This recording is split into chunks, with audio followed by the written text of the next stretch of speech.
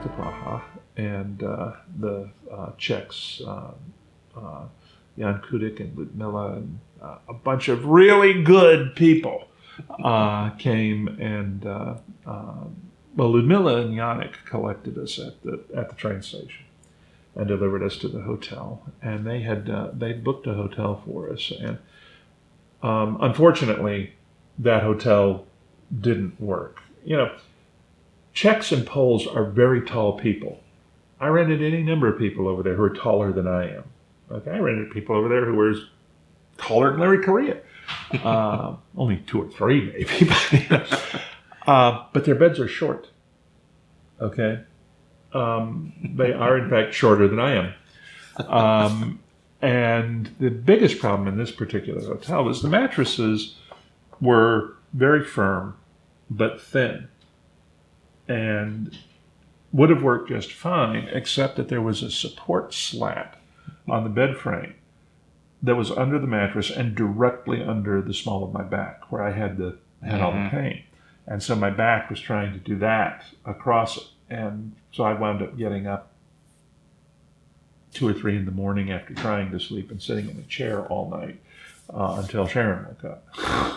At which point, Jan and Ludmila, God bless Ludmila, helped us find another hotel, the Top Hotel. That's its name, in Praha. Magnificent hotel, strange hotel, gorgeous gift shops, gorgeous foyer, multiple wings. They say that they are the premier conference center of Central Europe. They have bowling lanes, they have indoor tennis courts, they have swimming pools, they have gyms, the whole 9 yards. And apparently no restaurant that offers an a la carte menu at night. The only way that you could eat dinner in the hotel was to buy a buffet coupon from the desk, which is like $15. But it was the same buffet every night, okay, without a whole big bunch of variety. That was the one really strange thing about the hotel. Was you really and truly breakfast, also a buffet, and not that terrible. Unfortunately, we had just come from the Sofitel Victoria, okay, which had a magnificent breakfast buffet, and then we came to this one. But we did get to a few other really nice restaurants in Praha, and I don't think so much upscale as just good. Okay, there's a difference there. There's a difference there, and I love Czech food. My dad's family is Bohemian, and when I go to the Czech Republic, I see dishes that I hadn't seen since, and I mean, it's like, where over here do you find pork neck? Okay. And people go, ooh, pork neck. But they're thinking, okay, so it's going to be like a center cut of ham sawed through the neck. No, it's not, It's good. All right. So that was good. Sharon and I were still really limited on our mobility while we were in Prague. I felt marginally better than I had in Warsaw after we got to the second hotel, because the one thing that it was true about the top hotels, the beds were much better.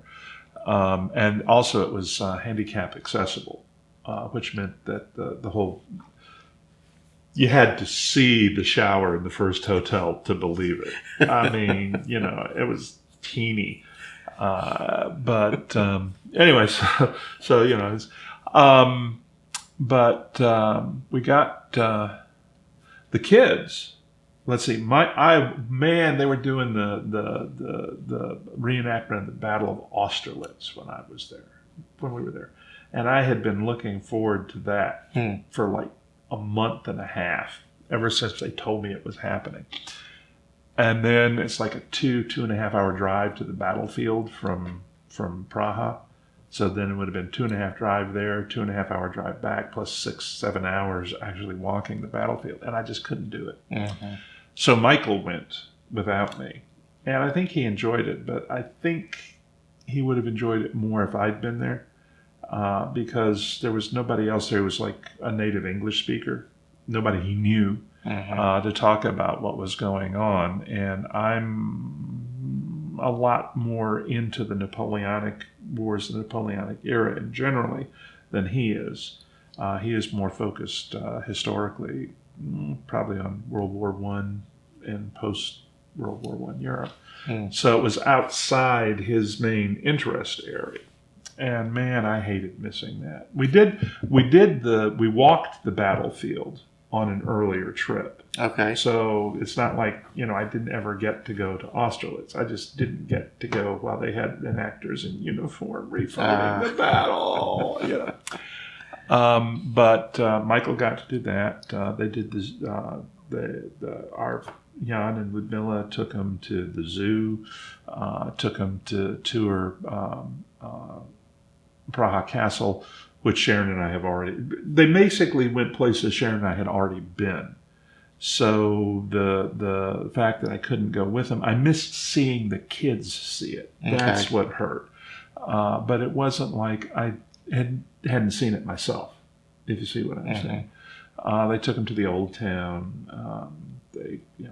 And the girls found a service for horseback riding.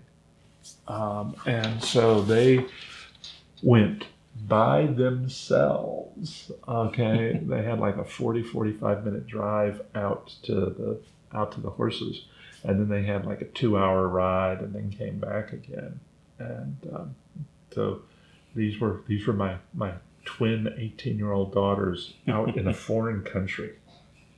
And they said, "Dad, you need to come with us when they come to pick us up." And I said, "Okay." And the person who came to pick them up was a very nice woman, probably in her 30s, who was actually the person that they'd spoken to on the phone, making the reservations. Because I said, "Okay, fine. You guys want to do this? Here's the number. Let's call and do it."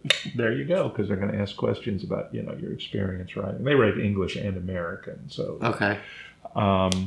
and so that was a good thing for them to do. Then we got to Brno, and they got to tour a good bit of Brno too. But they were so glad to come home. Now Brno was where the actual convention was. Where the actual convention was. And I did a signing, and I did, I think, 90-minute, probably ran a little over, interview. And that was pretty much it. It was a small con. Okay. And in a lot of ways, it was what we would call a comfort con over here. Friends who were kind of laid back. It wasn't a high pressure, not a lot of media guests, that kind of thing. It was basically a bunch of fans getting together, have a good time, eat some good food, kind of thing. And I did have a lot of interesting solo and small group conversations that were not part of the formal programming track, if you see what I'm saying. So I did get to interact with the fans a lot, and that was good. That's the reason I go to cons. It's if somebody is going to decide that they like my books enough to pay, like, I don't know, real money to get them, okay? If they're going to do me the compliment of doing that, not just once, like, okay, I bought it, oh God, not going to do that again, but to go back and buy them again, that to me is significant. And if I can go and spend some time with them, and if they can ask me questions or whatever, we can interact. That's good too. I mean, they invited me over to their house to play. And that's a compliment. And I regard it as such. I mean, Sharon and I, we don't do cons anymore because we need to, increase sales. Okay? I mean, what it is what it is at this point. Okay? We go because we like to visit with Fandom.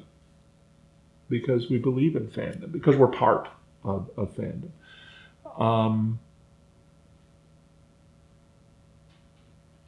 And I think probably the thing that bothers me the most about the back issues and the fact that we're both getting older is that we won't be able to do as much of it as we did when we were younger. And it's definitely a David and Sharon. Okay, it's not just David.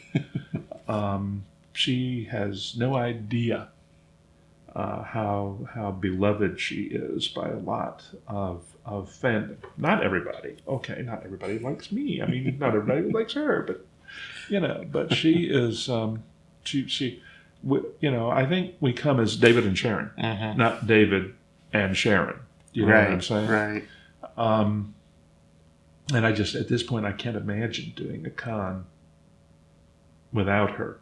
I mean, I know if there was okay, we can only get one of you here or whatever, maybe, but it would be wrong. Okay.